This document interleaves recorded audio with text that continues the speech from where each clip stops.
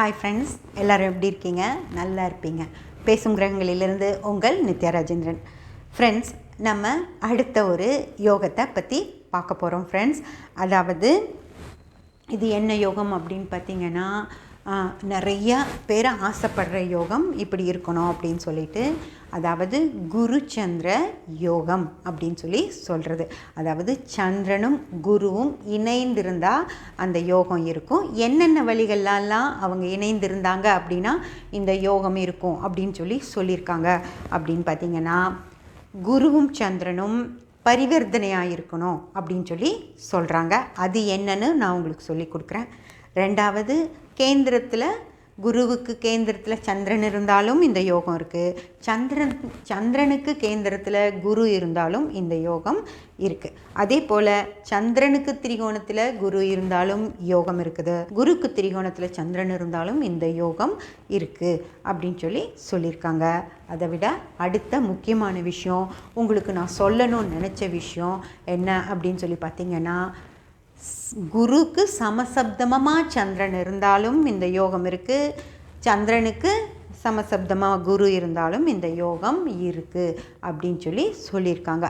அவங்க ரெண்டு பேரும் சமசப்தமாக இருக்கட்டும். அதுக்கு முன்னாடி நம்ம சமசப்தமம் அப்படின்னு சொன்னால் என்ன அப்படின்னு தெரிஞ்சுக்கலாம். ஃப்ரெண்ட்ஸ், நிறைய பேர்த்துக்கு திரிகோணம்னா என்னன்னு தெரிஞ்சிருக்கும், கேந்திரம்னா என்னன்னு தெரிஞ்சிருக்கும், சமசப்தம்னா என்னன்னு தெரிஞ்சிருக்கும், பரிவர்த்தனைனா என்னன்னு தெரிஞ்சிருக்கும் கண்டிப்பாக. அதனால் அவங்களுக்காக நான் இதை சொல்லலை. இன்னும் நிறைய பேர் தெரியாதவங்க இருப்பாங்க இல்லைங்களா, அவங்களுக்காக தான் இதை நான் சொல்லிகிட்ருக்கேன். அதனால் இது எங்களுக்கு தெரியாதா, இதெல்லாம் எதுக்கு சொல்கிறீங்க, பலனெடுக்கும் முறைக்கு போங்க அப்படின்னு சொல்கிறீங்க. ஆனால் அது இல்லை, எல்லாத்துக்கும் சொல்லிவிட்டு நம்ம சேனல்லும் இருக்கணும் இல்லையா, சொல்லிவிட்டு அதுக்கப்புறம் நம்ம பலன்கள் பற்றி பார்க்கலாம். இப்போது சமசப்தமம் அப்படின்னு சொன்னால் என்ன அப்படிங்க பார்த்துடலாம் ஃப்ரெண்ட்ஸ். அதனால் அந்த குருச்சந்திர யோகம் வரும். அதுக்கு என்னென்னலாம் பலன்கள் அப்படிங்கிறதையும் நம்ம பார்க்கலாம். ஓகேங்களா? இப்போது சமசப்தம அப்படின்னு சொன்னால் நமக்கு சமமான எதிராளிகள் அப்படின்னு அர்த்தம். ஓகேங்களா? இப்போது சமம் அப்படின்றது, இப்போ நீங்கள் இது கட்டமாக இருக்குது, இந்த கட்டம் அப்படிங்கிறதுக்காக இதை கட்டம்னு நினச்சிக்கக்கூடாது. இது உலகம், அந்த 360 டிகிரிஸ் தான். அது இப்படி ஒரு வட்ட வடிவில் தான் இருக்கும் இல்லைங்களா. சும்மா இந்த 360 டிகிரிஸ் அப்படின்னு சொல்கிறது இந்த மாதிரி ஒரு வட்ட வடிவில் தான் இருக்கும். அதனால் எல்லா இதுக்குமே எதிர் கட்டங்கள் இருக்கும். இப்போ இதுக்கு எதிர் இது அப்படின்னு சொல்லக்கூடாது. இதுக்கு எதிர் இதுதான். கட்டமாக பார்க்குறப்போ உங்களுக்கு கட்டமாக தெரியறனால இது எதிர்னு சொல்லக்கூடாது, இதுதான் எதிர் ஃப்ரெண்ட்ஸ். அதாவது 1, 7, 2, 8 இதுதான் எதிர்கட்டங்களாக வரும். இப்போது சமசப்தம பாவங்கள் அப்படின்னு சொன்னால் என்ன அப்படின்னு கேட்டிங்கன்னா, நம்மளுடைய எதிராளிகள், எதிரில் இருக்கவங்க அப்படிங்கிறது தான் சமசப்தம பாவங்கள். அப்போது சமசப்தம பாவங்கள் என்னென்ன பாவங்கள் இங்கே இருக்குது அப்படின்னு உங்களுக்கே தெரியும். அதாவது 1, 7 அப்படின்றது. இந்த சமசப்தம பாவத்துலேயும் கேபி முறைப்படி நம்ம அகம் புறம் அப்படின்னு தான் எடுப்போம். கேபியில் அகம்புறம் இல்லாமல் இருக்கவே இருக்காது ஃப்ரெண்ட்ஸ். அதில் அக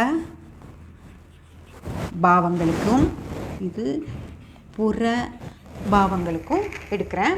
இப்போது 1, 7 அப்படின்றது இந்த சமசப்தம பாவம். ஓகேங்களா? 1, 7.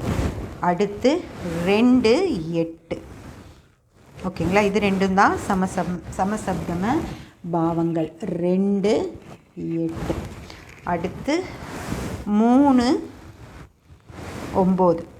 3, 9. இங்கே இந்த இதுக்கு நேர் எதிர் இதுதான். இது அகம் சார்ந்து வரும். 3, 9. அடுத்து 4, 10.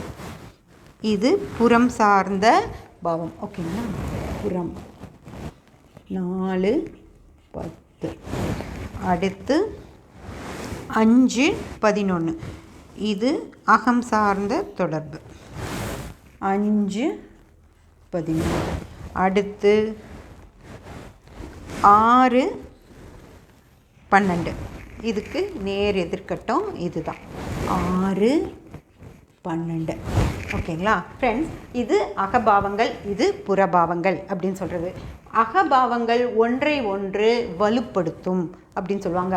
அதாவது 1ஆம் பாவம் 7ஆம் பாவத்துக்கு ரொம்ப சப்போர்ட்டிவாக இருக்கும், 7ஆம் பாவமும் 1ஆம் பாவத்துக்கு ரொம்ப சப்போர்ட்டிவாக இருக்கும். 1ஆம் பாவம் என்ன செஞ்சாலும் அது 7ஆம் பாவம் கெடுக்காது. அதே போல் 7ஆம் பாவம் என்ன செஞ்சாலும் 1ஆம் பாவம் அதை கெடுக்காது. அதே போல் தான் இந்த 3 9ஆம் பாவங்கள். 3ஆம் பாவம் அப்படிங்கிறது சின்ன இடங்கள், சின்ன வேலைகள் எல்லாம் 3ஆம் பாவம். பெரிய விஷயங்கள், பெரிய இடங்கள் அப்படிங்கிறதெல்லாம் 9ஆம் பாவம். அதாவது 3ஆம் பாவம் அப்படிங்கிறது உள்ளூர் அப்படின்னா 9ஆம் பாவம் அப்படிங்கிறது வெளியூர். ஓகேங்களா? இந்த 3 9ஆம் பாவ தொடர்பில் லக்னம் இருக்கவங்க யாராக இருந்தாலும் சரியான ஊர் சுற்றிகளாக இருப்பாங்க. ஒன்றா உள்நாட்டிலேயே ஊர் சுற்றுவாங்க, இல்லை வெளிநாடு போய் ஜாலியாக ஊர் சுற்றுவாங்க ஃப்ரெண்ட்ஸ். அது இந்த 3 9ஆம் பாவ தொடர்பு. அடுத்து 5 11ஆம் பாவம் அப்படிங்கிறது மிக மிக சிறப்பான அகபாவங்களில் மிக சிறப்பான பாவங்கள் இந்த 5 11ஆம் பாவங்கள் தான்.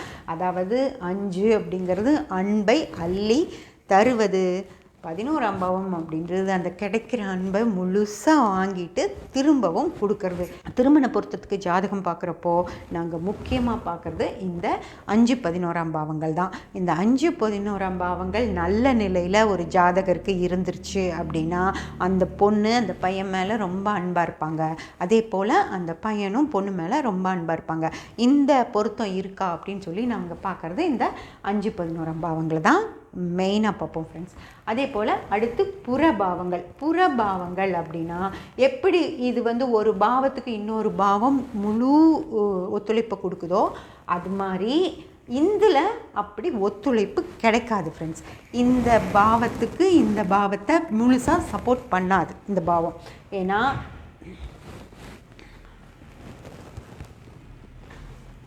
இந்த 2 இந்த பாவங்கள் ஒன்று முழுசாக சப்போர்ட் பண்ணிக்காது. கொஞ்சம் விஷயங்களில் இந்த இது ரெண்டும் கெடுத்துக்கும் ஒன்று கொஞ்சம்.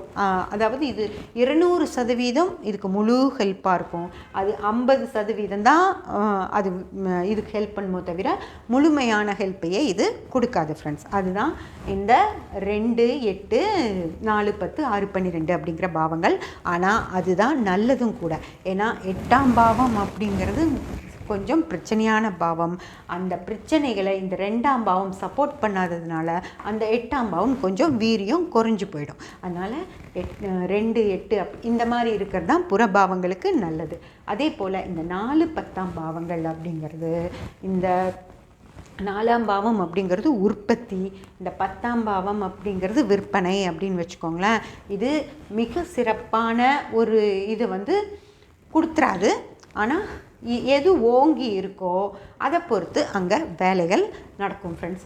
அதே போல் இந்த 6 12ஆம் பாவங்கள், அதாவது இதுதான் ரொம்ப ரொம்ப சிறப்பான பாவம். ஏன்னா இந்த 12ஆம் பாவம் அப்படிங்கிறது உங்களுக்கு எல்லாத்துக்குமே தெரியும், எல்லா வேலைகளையுமே கெடுத்து விடுற பாவம்.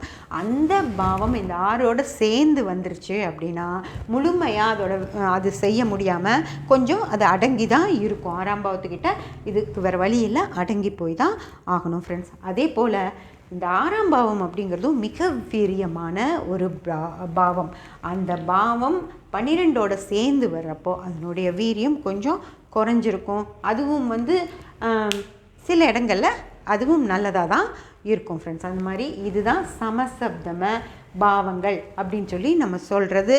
இது ரொம்ப ரொம்ப ரொம்ப முக்கியம். பலன் எடுக்கிறதுக்கும் இது ரொம்ப முக்கியமாக வேலை செய்யும். அப்படி இந்த மாதிரி சமசப்தம பாவங்களில் அந்த சந்திரனும் குருவும் இருந்துட்டாங்க அப்படின்னா, அதாவது நேர் எதிரே, இப்போ 1ல் குரு இருந்தாருன்னா 7ல் சந்திரன் இருக்கணும், 2ல் சந்திரன் இருந்தால் 8ல் குரு இருக்கணும். அந்த மாதிரி சமசப்தமாக குருவும் சந்திரனும் இருந்தால் அந்த குரு சந்திர யோகம் நல்லா வேலை செஞ்சு அவங்களுக்கு நல்ல ஒரு செல்வ நிலையை கொடுக்கும். அப்படிங்கிறது தான் குரு சந்திர யோகம் அப்படின்னு சொல்லி சொல்கிறாங்க ஃப்ரெண்ட்ஸ். ஓகேங்களா? இப்போது இந்த விஷயங்கள் உங்களுக்கு நல்லா புரிஞ்சிருக்கும் அப்படின்னு நான் நினைக்கிறேன். சமசப்தம பாவங்கள் அப்படிங்கிற விஷயம் உங்களுக்கு நல்லா புரிஞ்சிருக்கும் அப்படின்னு சொல்லி நான் நினைக்கிறேன். நல்லா புரிஞ்சிட்டீங்க அப்படின்னா இந்த விஷயத்தை நல்லா ஞாபகம் வச்சுக்கோங்க. இப்போது நீங்கள் உங்களுக்கு கேபி படிக்கணும் அப்படின்னு ஒரு இஷ்டம் வருது அப்படின்னு வச்சுக்கோங்களேன். அதில் முழுமையாக பலன் எடுக்கிறதுக்கு நாம் இந்த விஷயங்களை தான் யூஸ் பண்ணுவோம் ஃப்ரெண்ட்ஸ்.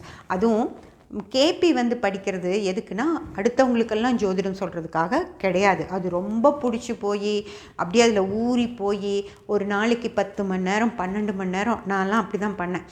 12 மணி நேரம் அதுலேயே தான் இருப்பேன்.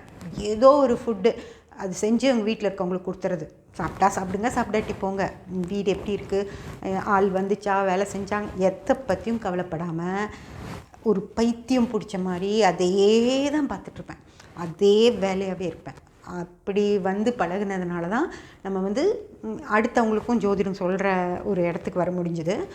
ஆனால் அப்படியெல்லாம் செய்யணும் அவசியம் இல்லை. உங்களுக்கு நீங்கள் வந்து இந்த ஜாதகத்தை இப்படி எடுத்து பார்க்குறப்போ உங்களுடைய ஜாதக நிலை உங்களுக்கு தெரிஞ்சால் போதும். உங்கள் குடும்பத்தில் இருக்கிற அந்த ஒரு 2-3 பேர்த்துக்கு உங்களுக்கு பார்க்குற அளவுக்கு மட்டும் நீங்கள் தெரிஞ்சு வச்சுக்கிட்டா போதுமோ தவிர எல்லாத்துக்கும் பார்க்கணும், எல்லா விஷயங்களையும் தெரிஞ்சுக்கணும் அப்படிங்கிற அவசியமெல்லாம் கிடையவே கிடையாது. தேவையான அளவுக்கு மட்டும் அவசியம் இருக்கிற மட்டும் உங்கள் ஜாதகம் மட்டும் பார்க்குறக்கு நீங்கள் தெரிஞ்சு வச்சுக்கிட்டீங்க அப்படின்னா இந்த தேவையில்லாத விஷயங்கள்லாம் சொல்கிறாங்க பார்த்தீங்களா, அதுக்கெல்லாம் நம்ம போகவே வேண்டியதில்லை. இனிமேல் லைனாக நான் அதுதான் வரும். கேபிக்கும் வேறு முறைகளுக்கும் இருக்கிற வித்தியாசங்கள் வரும். அப்போ உங்களுக்கு புரியும் என்ன அது தெரிஞ்சுக்கணுமா வேண்டாமா அப்படிங்கிறத. அப்போ நீங்கள் முடிவெடுப்பீங்க ஃப்ரெண்ட்ஸ். சப்ஸ்கிரைப் பண்ணி பெல் பட்டன் ப்ரெஸ் பண்ணி வச்சுக்கோங்க. அப்போ தான் நான் போடுற எல்லா பதிவுகளும் உங்களுக்கு கிடைக்கும். லைக் பண்ணி ஷேர் பண்ணி கமெண்ட் பண்ணிங்கன்னா எனக்கு சப்போர்ட்டிவாக இருக்கும். Thank you friends.